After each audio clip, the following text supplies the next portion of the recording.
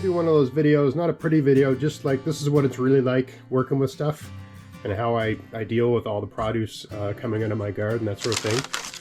So these are beets, and I harvested them last week, maybe on Wednesday or Thursday or Tuesday, I can't remember what night. I got home from work and it was like half an hour from dark. My son and I went out with headlamps, and it was pitch dark when we came in. We were probably out for about, we moved fast and worked as fast as we could. We were probably out for about 45 minutes in the cold. But yeah, you know, sometimes I just leave things in the garden a little late, right? But I could just tell by the forecast that everything was going to freeze and it was going to get stuck in place. And some things get damaged by freezing. And beets can handle some cold, but being really cold will damage them. They won't keep as well, at least in my experience. So we put them all in this big bin, tops and all. We just pull them out of the ground and stick them in here. That's it. We didn't do anything else. So that meant that I only had so many days before I had to deal with them in the garage here. I mean, I'm in my garage. The temperature here is maybe 1 or 2 degrees Celsius, just above freezing. It's good, but if I just left the beets in this bucket with all the tops and everything, they'd go moldy and nasty eventually. So now it's, I don't know, 3, 4, 5 days later, and I've got the time to chip away at it. I'm just in the garage, normally listen to a podcast or something like that. That's what I was doing, and then I just decided to make a little video here. So I'm just taking these out and then cleaning them up, right? Just taking the roots off, giving them, you know, lightly brushing off the dust, and separating them. So I got the big ones here. These are the ones that are be set aside, and these are the ones a smaller, kind of a pain. But these are the ones that will be used immediately for pickling or something like that. You can see it doesn't look like a lot of beets just because we've been eating them, right? These are what's left. Okay. Also, my beet garden just didn't do as exceptionally well this year, partly because I had something eating the tops off of them from time to time, so that stunts them. Anyway, we got a few left to go, and I will show you how I deal with these, just so you can see the sort of knife work needed to get these prepared. And it's sort of talk you through that process a little bit. Well, that's the beets. We also harvested a whole bunch of carrots, right? So all I'm doing right now is taking them out and laying them out like this. They only need a few days like that, but see, some of them are dry on the surface. That's ready for storage. But some of them are wet on the surface. That's not ready for storage. So I need them to dry out. And it doesn't matter if that dirt stays on there, that's fine. Never, ever think you need to brush off and perfectly clean root vegetables for storage. They need to be dry. But if you scrub them and try to get all that dirt off, you're going to damage the skin. And the skin is the wrapper that preserves them, so you don't want to do that. So you leave a bit of dirt on there, it's totally fine. Just make sure that dirt's dry before you put them away, not wet like it is right now. So I leave them on the floor like this. I got a fan going, and probably by this weekend, they should be ready. I still got a lot to do. These are the white carrots I grew this year. I think they were called satin. And these are the regular red ones. Just for regular viewers that are curious, we're actually not that crazy about these. We've eaten them enough, tried them lots of different ways. I've cooked them all the same way I cooked these. I've even tried cooking them the same way I do parsnips. And they taste good, but they're not as good as these ones. I'll just be frank about that. They grew well. I mean, look at some of these things. They're just a big, big carrot, right? So, I mean, they grew well. They were scab resistant, disease resistant, great results. And they look cool. But the flavor, just not top notch in my opinion. You can see some of them are green at the tops. That's not a flaw in the carrots. That's just this is the part of the carrot that was above the soil. For whatever reason, the tops popped up out of the soil. And I should have, when I saw that happening, put some mulch around them or something like that, because that's just a result of sun exposure. So I cut that part away, which is kind of a shame. You're losing like the biggest, fattest part. I just eat the white part. I don't know how bad or if it's a big problem, but in most vegetables, if you see them turn green, you don't want to eat the green part, because usually there's some sort of toxin that's built up. The plant's trying to protect itself from pests by doing that. So you just cut that part away. Anyway, man, they're fine. They're just not amazing. I mean, for me, as a gardener, I'm all about, is it easy to grow? Does it store well? Does it taste really good? I want the best carrot, whatever the thing is. I want the best, if it's a root vegetable, The best root vegetable that has all three of those properties, best balance of that. That flavor's got to be up there because, you know, I got a family. If they don't want to eat it, I always watch my son because he's probably the fussier of all of us. He ate these last night. He did not go back for seconds. So, always a good indicator. Anyway, that's the process I do with the carrots, right? And then I put them in a box. So I'll do the same thing with my beets, but just to give you an example. And I put some in, I got a fridge in the downstairs here, so I put some of those in the fridge. I bring some of them upstairs for immediate use. But once they're dry, I'll put a layer in a box like this, and then put a layer of paper. Anything. It can be hard cardboard. It can be brown paper. This liquor store bag, right? It could be, I suppose, newspaper. Unless you were concerned that there's going to be ink running into the vegetables, but I would use this. I usually use something cardboard looking, brown paper bag, or just brown cardboard or something like that. I know there's all kinds of fanciful ways people store carrots using sawdust or sand or whatever. Sure, that's all fine, but this is a lot cleaner and it works. You put it in a box, you put layers, you know, just tier after tier, layer after layer. You close it up. I'm just lucky my garage in the winter months, November, December, January, February, March, it's the same temperature as a cold room. So I just keep everything in here. And by storing them up this way, you're sort of controlling the humidity. In some weird way, the carrots think they're underground, even though they're not. And they keep just fine. They keep so well, in fact, that usually I don't have to peel them when I use them. I just scrub them. Even in February or March, it's still the case that I can just scrub these and I don't have to peel them, which saves a lot of time. Okay, now let me show you how I'm dealing with these beets, because the carrots are pretty obvious, right? So I take the carrot out, I snap the top off like that, and then I just rub it with my hand, rub it lightly, snap that bottom piece off, right? Just give it a bit of a rub with my hands, very lightly, just to knock off any excess dirt, but nothing too violent. Really not much more than what I just did there. That's it, right? And then they go on this is just a piece of cardboard. Here's nothing special. They go on just a piece of cardboard on the floor or on a table.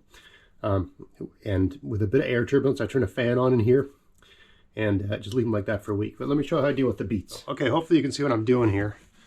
So I'm just working my way across the box. Where I got tops here and bottoms over here. And again, you don't want to bruise these or damage them too much. I lay the knife not straight across, but on a slightly upward angle. And I just go across the same way I prep my garlic, really. Do the same thing with the ends here. Just have the knife laying flat on the beet, slightly upward angle. Just work my way around.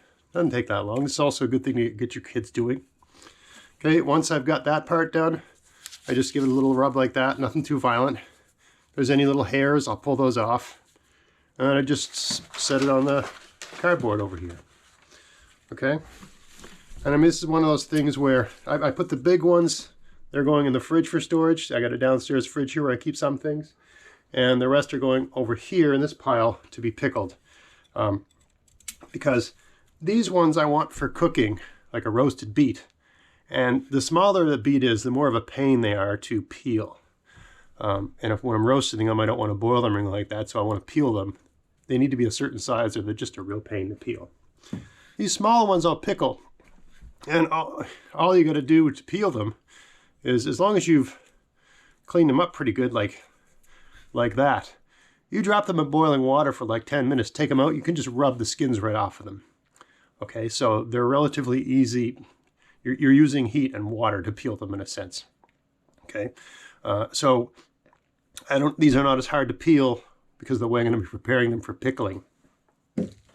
So that's why I put the smaller ones aside for pickling.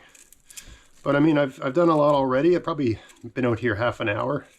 And you can see there's some dirt on here and stuff like that. But you just let your knife do the work. And you're just following the contour of the fruit. Right? And you just work away. As you get going, you get a bit of a rhythm. You're doing everything you can to protect the skin, that sort of thing. I'll put that one there. Here's a really small one. Really, really small ones. I've thrown a few of them away because I just can't be bothered with them. Like, you know, something like this, honestly, I would normally just toss that.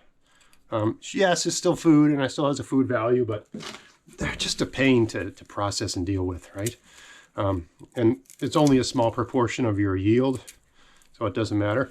I don't know what other people do, how they deal with this, or how, you know, big companies deal with this sort of thing, but for a home gardener, you know, especially these days where you can listen to a nice podcast or whatever, I would listen to something you enjoy. Don't listen to politics or anything that's going to make you lose your mind.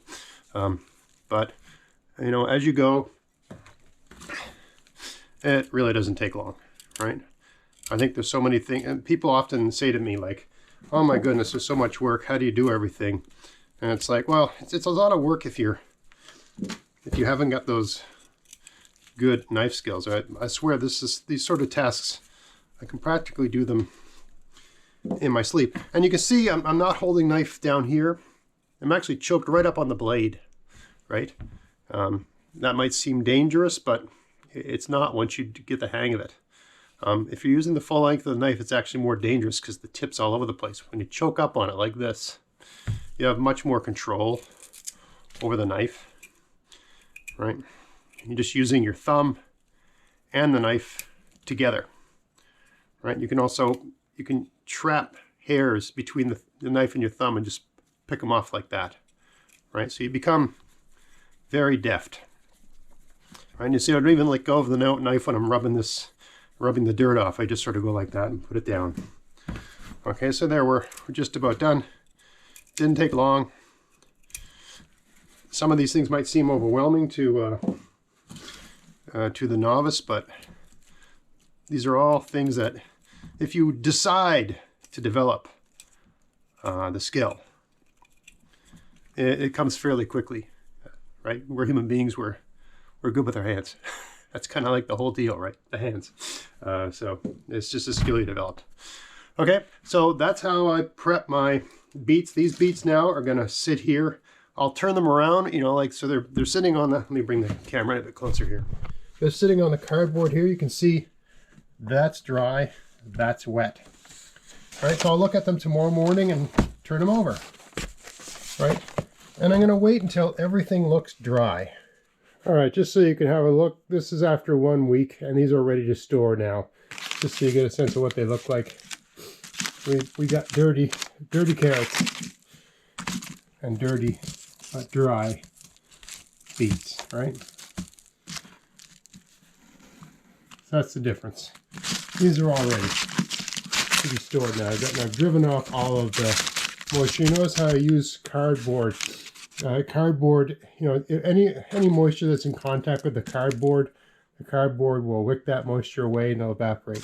That's why I use paper. This is just some sort of paper that's some packaging we got from Amazon or something. I don't know. It's like paper bag paper. Anything like that. You don't need to use cardboard. You could use fabric for that matter. Just anything that's going to let air get underneath the root vegetable, draw out the moisture, and you know, you can turn them over and all kinds of stuff like that. But I actually didn't do anything. I just laid them. I think I said in the video that I turned them over. And I meant to, but I didn't do anything. And you can see they're dry on both sides now. All right, so in my opinion, these are ready for cold storage, just like that. We don't need to do anything else. We don't need to dust them. Anything you do to try to clean them is gonna, it could compromise the skin and affect how well they store. Just leave them like this. And actually that dirt, when you're scrubbing them under the faucet, it kind of acts like a kind of sandpaper. I find these don't have to be peeled. You know, January, February, they're fine. They clean up really nice, believe it or not. And they don't. And then I'll put them in the garage fridge here. There's one of those drawers in the bottom, the crisper. I have a layer of cardboard on the bottom of the crisper. I just stick them in there and use them as I need them. Honestly, this is about 3 meals, maybe 4 if we've got company, or sorry, 3 or 4 meals depending on how many people are being served. I could put a few. I always like to think in terms of meals, right? Like, I think that's probably good for like a side dish. That's good for a side dish. That's maybe Christmas, right? So really, even though it's like 3 meals, it would be great if they were all this size, right? And this variety, I can't remember what it's called, I'll put it up on the screen. They can all get this size if everything goes right. You get the right spot, the right sun, right soil, right water, and you haven't got some animal eating the tops off of them in September and October. Okay. Anyway, just a little video on sort of behind the scenes. This is how I deal with all my stuff. This is a big part of gardening nobody talks about. They talk about putting seeds in the ground and watching everything grow and taking selfies out in your beautiful garden with the butterflies and stuff. But it all, to me, this is most of the time I spend with my garden is actually doing things like this, right? Trying to make sure I get as much food value out of my plants. I want to use all this. I don't want it to go bad, right? But I've found ways over the years to make that easy on myself. So imagine if I'd picked them all and processed them all the same day, it would have been overwhelming, right? But I picked them all, and then a couple of days later I did a few, and then a couple of days later, I just pop out here in the garage when I've got a minute or two. Yeah, you get dirty hands, but you can wash that off. Also, you might be inclined to wear gloves for this sort of thing. Part of the reason I can go so fast and get this done so quickly is because I'm not wearing gloves, because I can feel what I'm doing. You'd be surprised, but your sense of touch is really important when you're working with your hands, right? So yes, it's cold right now, and I can only probably do this for about an hour or so, and then my hands go numb out here because it's close to freezing. But I can go so fast with my bare hands. I'd rather that than be all clumsy with gloves on.